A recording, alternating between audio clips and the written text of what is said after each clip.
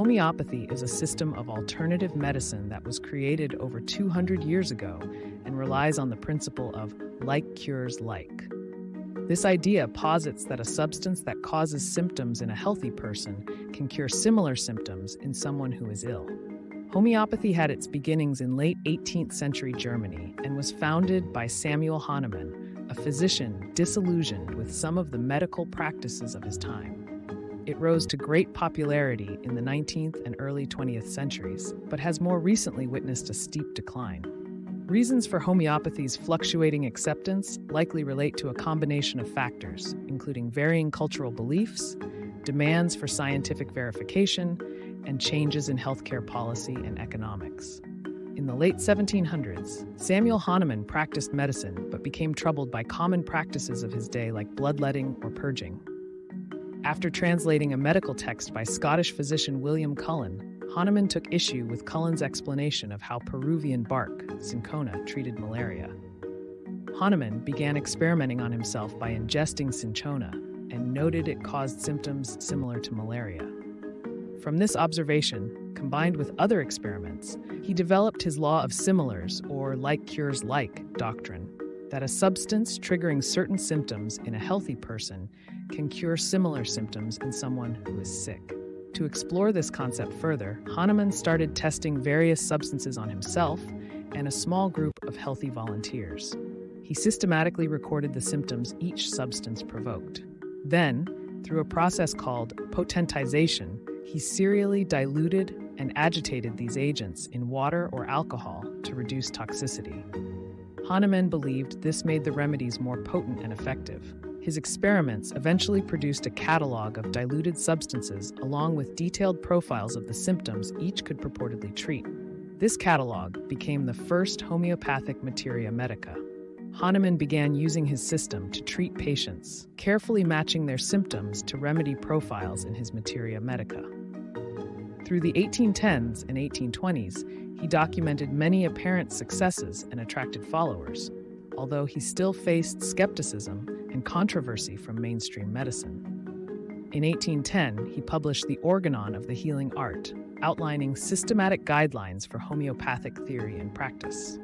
By the 1830s, homeopathy had spread to North America and various European countries. New homeopathic institutions, publications, and materia medicae emerged, while the system also continued meeting significant criticism and opposition from orthodox medical circles through the rest of the 1800s.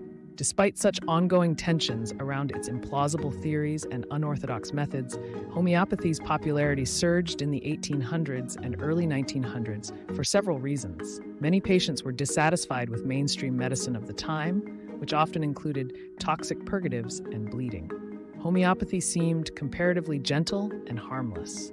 By offering more individualized care focused on patients' full experience of illness, homeopathy aligned well with an emerging patient-centered sensibility. Homeopathy resonated with the era's romantic notions of holistic, vitalistic healing as opposed to the growing mechanization of science.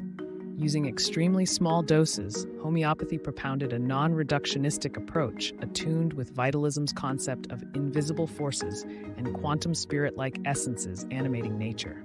Without clear scientific explanatory power in its era, homeopathy had space to construct meaning largely on its clinical results. For some conditions, homeopathy likely did achieve success through placebo effects or natural recovery, helping spread its reputation. Many homeopathic hospitals opened, as did homeopathic medical schools and pharmacies. Laypeople found its law of similars intuitively comprehensible compared to conventional medicine's complex, often toxic treatments aimed more at disease than whole patient. Homeopathic remedies had mass commercial appeal as inexpensive, user-friendly health products. Homeopathy was introduced at a time when discontent ran high with medical regulation amidst reform movements, giving it room to establish institutions training new alternative practitioners before allopathy gained stronger legal oversight. Once such infrastructure took root, it had lasting influence on healthcare cultures. Homeopathy gained some credible adherents like royal patrons, enhancing its public mystique against establishment medicine. High-profile advocates included figures like writer Johann Wolfgang von Goethe, driving wider adoption in Germanic countries, which later spread the approach elsewhere. homeopathy's popularity has reversed sharply over the past century. By 1920, it constituted 14% of all American medical practice. By the start of the 21st century, homeopathy was used by less than 1% of the U.S. population. Several interacting trends have fueled this declining trajectory. As conventional medicine advanced powerful systems for generating evidence like controlled clinical trials and sophisticated laboratory science, homeopathy increasingly appeared to lack objective proof of either its underlying theories or clinical effectiveness for any condition. Scientists found no traces of supposed remedies in ultra-diluted solutions and no evidence higher potencies held greater treatment power. As biomedicine grew in explanatory scope and technical prowess, homeopathy lost cultural authority. Conventional medicine spawned countless tested, potent new treatments, antibiotics, vaccines, anti-inflammatories, etc., dramatically expanding therapeutic possibilities and public health gains. As allopathy's advantages grew more conspicuous while homeopathy's proposed mechanisms and ultra-diluted compounds remained obscure, the two systems' divergence only widened. Alternative medical systems once filled gaps in therapeutic efficacy, scope, and ethics within conventional care. But as modern healthcare advanced in ethics and patient-centered practice while amassing a powerful arsenal against disease, justifications for alternatives eroded. Governments prioritized integrated regulation and insurers restricted fringe benefits. Homeopathy's foundational concepts failed to align with established physics, chemistry, or pharmacology, inviting heightened skepticism. As complementary medicine adopted postmodern relativism, it increasingly clashed with science-upholding skeptics. High-profile criticisms of homeopathy erupted. Debates polarized, embroiling homeopathy in defensive culture wars, entangling broader ideological conflicts around authority, autonomy, and the demarcation of science.